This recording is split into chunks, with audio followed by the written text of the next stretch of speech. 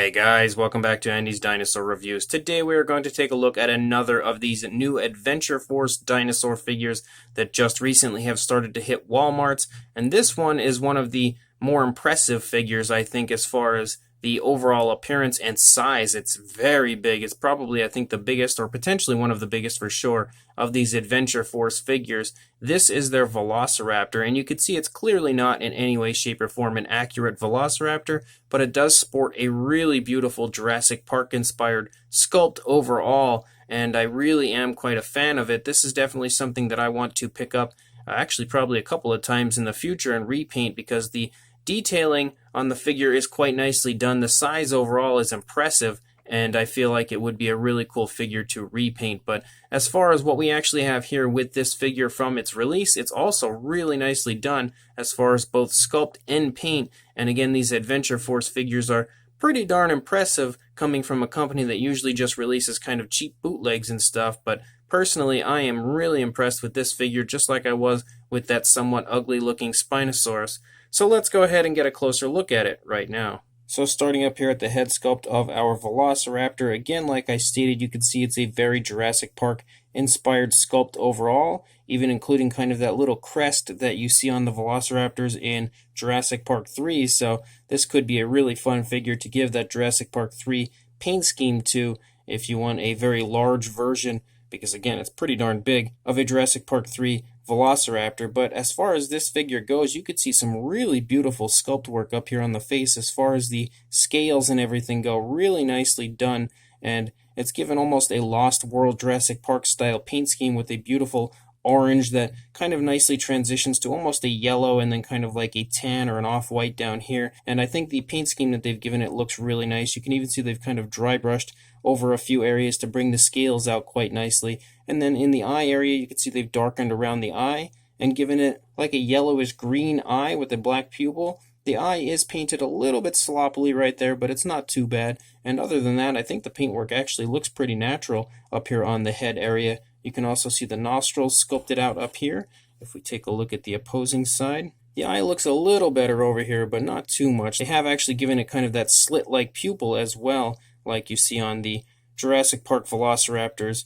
And again, really nice sculpt work all over the face on this side. You can see it looks like there's maybe a little bit more dry brushing that's actually been done here on this side as opposed to the previous side. Just like the Spinosaurus, we do have an articulated jaw, but it's very hard to move at times. It's definitely a little bit stiff. It seems like it could actually close all the way if we can kind of heat this up and get it working a little bit better, because it actually looks nice with its mouth closed, but even with its mouth open, it also looks really quite nice. You can see the teeth are painted pretty similar to the way the Spinosaurus teeth were, where they look a little bit sloppy, but at the same time they look pretty good for the most part. It's kind of confusing. It's just like there's maybe a little bit too thick paint applied to it, but each tooth is actually painted quite nicely for the most part.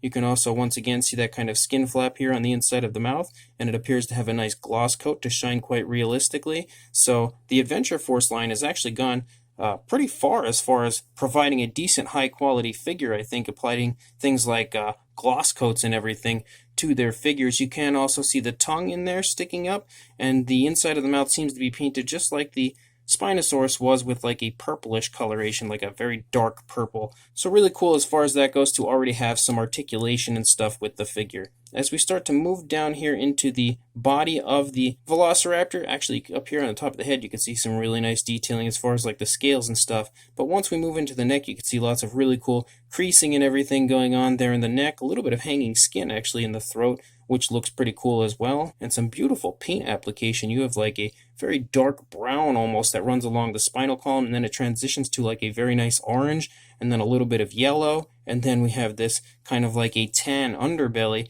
So again, lots of really nice color variation, very impressive as far as these figures go, and for only $8.88, again, this is a steal. You can see they've also given it a nice dry brushing in certain areas to bring out those scales quite nicely. As we move down here into the body, look at the really nice skin detail here on the underside of the dinosaur, getting down here into the chest area. Really beautiful kind of skin wrinkles and skin folds and everything down there. As we move up here, you can actually see a few stripes pick up, and you can also see that the arms are articulated, which is really cool. We had the Spinosaurus having articulated arms, and now the Velociraptor does as well. And you can see as we move down into the arms, you have a striped type of an appearance, as well as some orange and yellows included in the paint of the figure, and also down here a really nicely sculpted out elbow. Just like the Spinosaurus, there's a little bit of sloppiness to the underside of the nails, but the actual handle looks pretty good, especially as a Velociraptor from Jurassic Park would look like. It's got a beautiful hand sculpt, nicely painted nails up here on the upper side with kind of like a brownish type of a color coming up here toward the back. Again, really nice skin texture all over the figure, even down here into the side. And again, you can see some nice dry brushing they've done there to bring that detail out quite nicely. You can also see the skin kind of bunching up, so lots of really nice skin movement shown again in the stomach region. You do have the hip bone present right here. Very nice musculature as we move down the legs. You have like a striping effect here on the legs as well. And again, lots of really nice color variation. The actual paint application of these figures is extremely, extremely impressive. I must say that the amount of paint that they actually include on their figures is more than most of the dinosaur companies that I review continuously would apply to their figures, so there is a lot of nice paint apps on these figures. They seem to have really gone to kind of great lengths to give it a pretty realistic paint application. Once we move down the leg, you can again continue to see the really nice sculpt and detail, but one thing that is a bit of a downside is the feet are pretty ugly of the raptor. You can see that at least we have a dew claw on this one, and you can see that the feet are just generally pretty big in comparison to the body. And the toe claw, the sickle claw specifically, is just absolutely gigantically huge for no reason whatsoever. I don't know why, but the toes specifically are also really thick and very large. But you can actually see there's like a nice dark wash that's been applied to the feet to make them look pretty darn realistic overall. It's just that they're a bit too big and bulky for my taste. But the nails are painted pretty nicely, except that one sickle claw. You can see the paint has run down onto the toe, but for the most part they look decent as far as the paint apps go, just pretty big and bulky as far as feet on a Velociraptor would be, especially for a Jurassic Park raptor. As we start to lead up here into the tail again, the skin doesn't really show too much detailing going on, but it would be stretched quite nicely, so it doesn't really need it because of the positioning of the body. The tail is actually stretched out pretty far here, but you can see some really nice sculpt as far as the skin texture as we move out the length of the tail. Again, a few more stripes, some really nice yellows and oranges and stuff, and even like a dark orange or a dark brown up here on the back of the dinosaur. As we move out to the length of the tail to the tip here, it does come up in an upward fashion, has a really nice kind of curve here at the end. If we look at the opposing side, honestly, you're not going to really see much difference because this figure, unlike the Spinosaurus, is in almost a neutral position as far as like the legs go, because you can see this leg is just a little hair forward in comparison to the further leg. But we could take a brief quick look here over the figure anyway. You can see again that really beautiful sculpt and detail in the neck as far as that skin folding and skin bunching up, skin reacting to the movement kind of the dinosaur. And it does look really nice, and they've again given it a nice dry brushing over here to bring that detail out to you. And then we have that really nice looking arm sculpt again, the articulated arms over here. Very nice hand sculpt, and the nails appear to be painted pretty nicely, but I'm sure, yes, we are missing the paint on the underside of the nails. But once we actually pull the arms forward, you can see how nice that skin texture and skin movement there in the stomach looks. Again, a nice dry brushing done in the stomach region. The skin kind of bunching up a bit because the legs are pushing into the body a little bit there. The leg looks pretty good over here on this side. Again, very nice muscle tone and everything. It's just that the feet are a little bit too thick. Those toes are really thick, and that sickle claw as well as the regular claws of the raptor are just way too huge. But I don't think it makes the figure look terrible or anything by any means. And again, the tail over here looks pretty much like it did on the opposing side, but it has, again, lots of really nice paint application to the figure. And the underside is also really nicely sculpted and kind of given a dry brushing with like a grayish color, like a very dirty appearance to the raptor, which looks really cool and also brings all that detail out quite nicely on that side as well. So this so far is definitely the better of the two that we've looked at, definitely the best Adventure Force figure to this point, but another really cool figure for sure, and a very unexpectedly nice release from Adventure Force. So as far as his size goes on the Adventure Force Velociraptor, from the snout to the tail, you're looking at about 11.5 inches, or about 29, almost 29.5 actually centimeters, and for a height about 6.5 inches, or about 16.5 centimeters to the top of the head, and to the top of the tail about the same pretty much as far as a height goes. For a size comparison, there is Mr. Papo T-Rex, the Attack Pack Dilophosaurus, and Robert Muldoon from the Mattel Jurassic World toy line, next to our Adventure Force Velociraptor, and you can really see now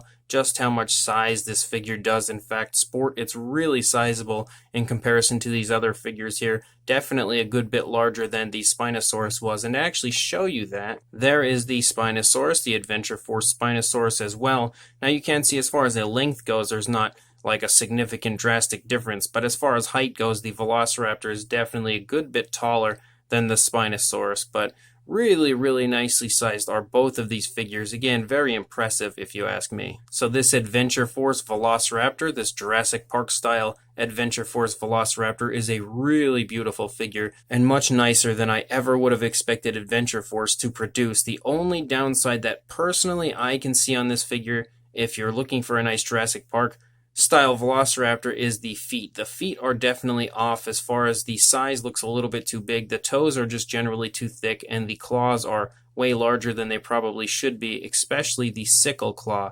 But aside from that, honestly, I don't really have too many complaints about the sculpt, and the way they've kind of mimicked a Jurassic Park Velociraptor is really a very nice version of a Jurassic Park Velociraptor. Again, now I'm going to definitely search one of these out, or actually a few of these out in the future, and kind of make some Jurassic Park 3 repaints with them, because they have almost that perfect look, if you ask me, as far as that sort of Jurassic Park 3 style Velociraptor, and I would really like to see some of these repainted. But even with the version here from Adventure Force and the paint scheme that they've given us, it's actually a very Lost World Jurassic Park style look for the Velociraptor, with a very similar look to the tiger striped raptors from the Jurassic Park franchise, with kind of that mixture of like an orange and yellow, and then the nice stripes that run down along the body. It's not perfect. They didn't really give it the stripes along the back or anything, which I feel like could have been a very striking look for these figures, but it's still pretty darn nicely done. And most of the paint application, aside from actually the stripes look a little bit more like paint than body color, but aside from those stripes, I feel like most of the paint application is really nice and naturally applied, and overall a very impressive looking figure as far as the paint application goes. The size of the figure as well is extremely impressive, and again, at an $8.88 price point, it is extremely impressive for the size, amount of sculpt and detail and paint application that you get in something like this. It's very impressive in my opinion. And then you have really cool aspects to the figure, like a little bit of articulation in the arms and the articulated jaw. So honestly, as far as I'm concerned, this figure is a straight up win for sure, and definitely the best of the Adventure Force figures so far, although I feel like there are going to be some other ones that kind of beat this out in the very near future as far as my reviews go. But if you would like to pick this up, make sure you head to your local Walmart, and hopefully it will be there, and if it is not now, it should be soon. And I want to state a huge thank you once again to John Saculo, who was awesome enough to help me acquire these figures. He's a good buddy of mine, and he helped send these figures over to me as I could not find them in my area. So make sure you do buy this if you are in fact interested, and make sure you like, comment, and subscribe, and I will see you in the next review. Thanks for watching.